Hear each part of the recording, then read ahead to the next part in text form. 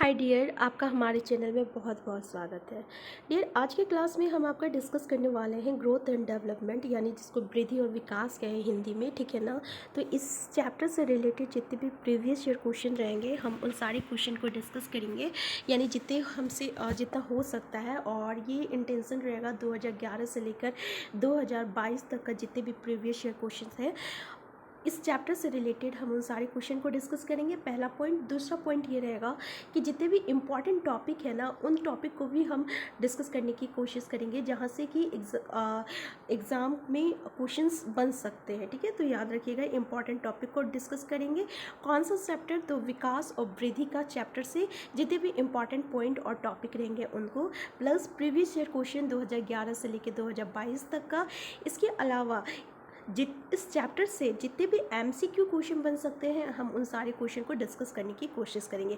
तो ये हमारा इंटेंशन है, ये 3 टॉपिक को क्लियर करना, ठीक है। तो चलिए स्टार्ट करते हैं बिना टाइम वेस्ट किए। तो डियर, हम डिस्कस करने वाले हैं आज के वीडियो में 2011 से लेकर 2022 तक का जितने भी प्रीवियस ईयर क्वेश्चन बन सकते हैं, वो भी चैप्टर आपका ग्रोथ एंड डेवलपमेंट से, यानी विकास और वृद्धि से। तो चलिए स्टार्ट करते हैं बिना टाइम वेस्ट किए।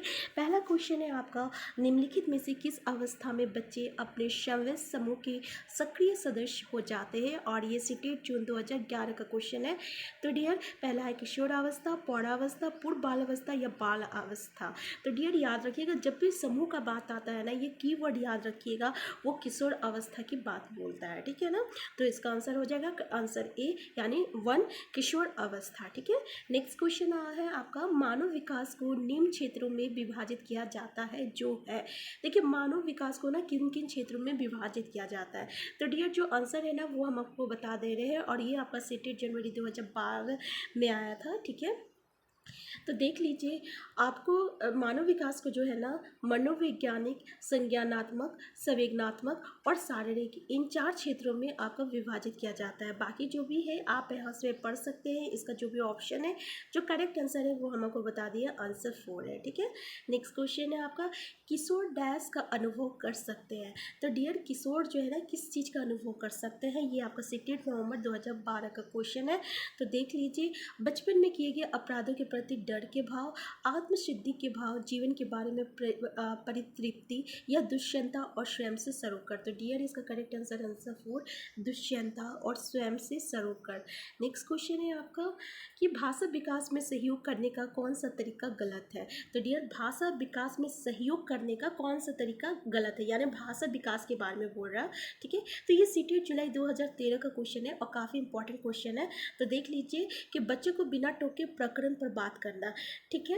दूसरा है आपका उसकी अपनी भाषा के प्रयोग को अमान्य करना, और तीसरा है उसके प्रयोगों का समर्थन करना, और चौथा है भाषा के प्रयोग के अवसर उपलब्ध कराना। तो डियर, एक बात और भी याद रखिएगा, जब भी आप क्वेश्चन एलिमिनेट कीजिएगा ना तो आप पॉजिटिव और नेगेटिव को भी ध्यान में रखिएगा, ठीक है। कौन सा सेंटेंस में आपका पॉजिटिविटी है, कौन सा सेंटेंस में आपका नेगेटिविटी है। जैसे कि चारों सेंटेंस में हम देखें तो इसमें भी पॉजिटिविटी है, इसमें भी पॉजिटिविटी है, इसमें भी पॉजिटिविटी है, लेकिन अगर हम उसकी किसी भी बच्चे को भाषा का प्रयोग का अमान्य करते हैं, ठीक है, तो ये तो एक नेगेटिव सेंटेंस हो गया। और इसका करेक्ट आंसर है आंसर 2, यानी भाषा का विकास तभी हो सकता है जब हम उसको उनकी भाषा में मतलब प्रयोग करने का पूरा छूट दे देते हैं, ठीक है। अगर उसको हम अमान्य करेंगे तो वो क्या हो जाएगा, भाषा का विकास उसका रुक जाएगा। तो इसका करेक्ट आंसर है आंसर 2। नेक्स्ट क्वेश्चन है आपका, मानव विकास है, ये जनवरी 2014 का क्वेश्चन है डियर। देख लीजिए, मात्रात्मक, सही बात है, मात्रात्मक तो है ही, और सेकेंड है आपका गुणात्मक। तो गुणात्मक भी होता है, मात्रात्मक भी होता है। तो इसका करेक्ट आंसर क्या है, आंसर 4 है, यानी 1 और 2 दोनों हो सकता है, ठीक है ना। तो आंसर 4 जो है इसका करेक्ट आंसर है।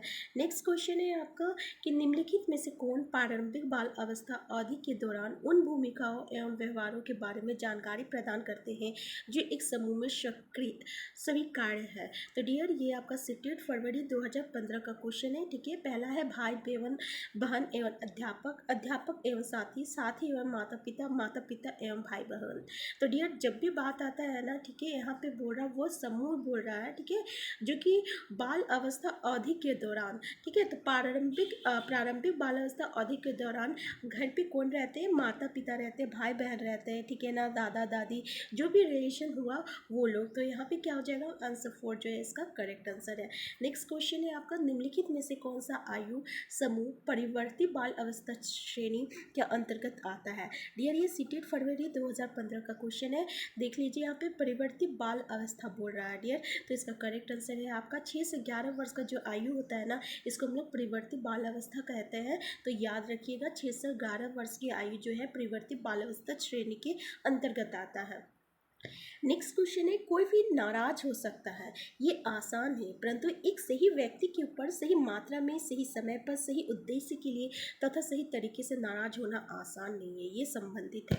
डियर देख लीजिए, ये आपका स्टेट्स फरवरी 2015 का क्वेश्चन है कि मतलब कि कोई भी व्यक्ति तो नाराज हो सकता है, लेकिन ऐसे ही किसी उद्देश्य के बगैर किसी पे बिना वजह का किसी भी टाइम नहीं नाराज हो सकता है, ठीक है ना, उसका कुछ कारण होना चाहिए, कुछ सटीक कारण होना चाहिए, ठीक है।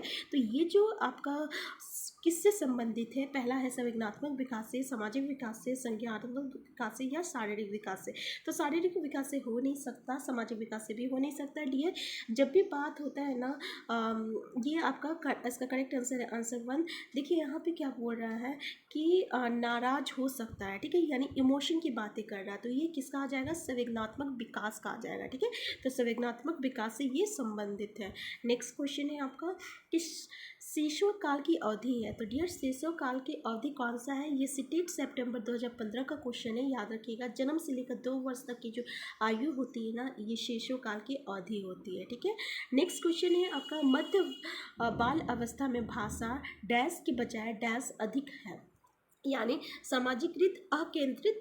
सेकेंड है आपका जीववादी सामाजिकृत, परिपक्व या अपरिपक्व, अकेंद्रित या सामाजिकृत। तो डियर इसका करेक्ट आंसर है आपका आंसर 1, यानी मध्य बालावस्था में भाषा जो है ना, ये सामाजिकृत के बजाय जो रहता है अकेंद्रित अधिक होता है, ठीक है ना। तो डियर इससे आगे का क्वेश्चन ना हम नेक्स्ट वीडियो में डिस्कस करेंगे। तो अगर आप हमारे चैनल में नए हैं तो सबसे पहले आप हमारे चैनल को सब्सक्राइब कर लीजिए, और अगर वीडियो पसंद आ गया तो प्लीज़ लाइक और शेयर करना मत भूलिएगा। हम फिर मिलते हैं एक नई वीडियो के साथ, तब तक के लिए आप स्वस्थ रहिए, खुश रहिए और अपना ख्याल रखिए।